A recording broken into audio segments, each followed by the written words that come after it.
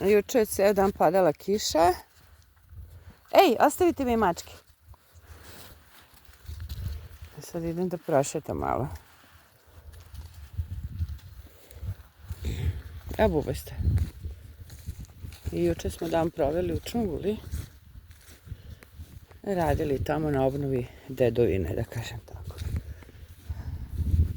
Neću daleko, ali moram sat vremena da šetam. Hladno je.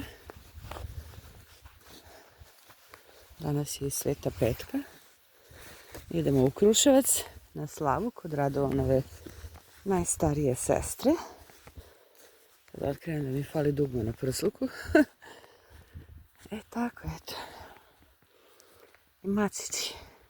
A ja uvek gledam da krenem da me mačići ne vide.